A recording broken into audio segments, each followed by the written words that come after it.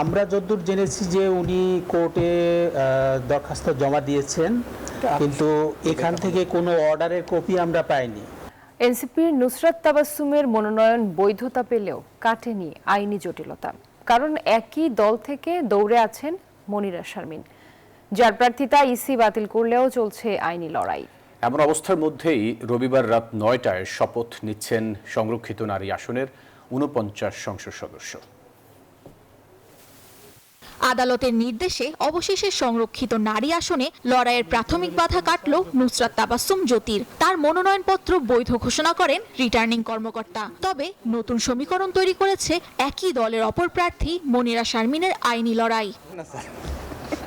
Returning কর্মকর্তা বলছেন, আদালতের রায়ের আগে কোনো মন্তব্য করতে চান না। আমরা যতদূর জেনেছি যে উনি কোর্টে দরখাস্ত জমা দিয়েছেন, কিন্তু এখান থেকে কোনো অর্ডারের কপি আমরা পাইনি।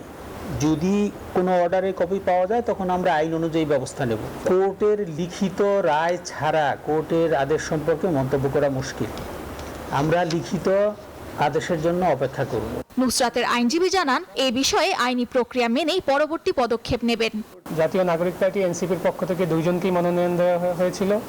তার মধ্যে মিস মনিরা শারমিনের মনোনয়নপত্রটি কিছুটা আইনগত জটিলতার কারণে গ্রহণ করা হয়নি। সেটার বিরুদ্ধে তিনি আপিল করেছিলেন, সেই আপিলটিও খারিজ হয়েছে এবং সেটার বিরুদ্ধে তিনি উচ্চ আদালতে তার আইনি যে লড়াই সেটি তিনি লড়ে যাবেন। আদালত থেকে যদি ভিন্নতর কোনো আদেশ আসে সেটি অবশ্যই নির্বাচন কমিশন এবং দল হিসেবে জাতীয় নাগরিক পার্টি সেটি অনুসরণ করবে। আমি সংসদে থাকি বা না থাকি, আমি আমার দলের প্রতিনিধিত্ব সবসময় করব এবং আমি যে রাজনৈতিক আদর্শে বিশ্বাস করি সেটা সবসময় সমানভাবে ধারণ করব। নারী আসনের সদস্যদের ভোট হবে 12 মে, তবে তার আগেই রবিবার রাত 9টায় হবে শপথ অনুষ্ঠান। এখন নুসরাত তাবাসসুম নাকি মনিরা শারমিন, শেষ পর্যন্ত কার নাম গেজেটভুক্ত হবে তা এখনো অমীমাংসিত, যা নির্ভর করছে আদালতের আদেশ বা সম্ভাব্য ভোটের ফলাফলের ওপর। সামিয়া মাহতাব রোজা, নিউজ 24, ঢাকা।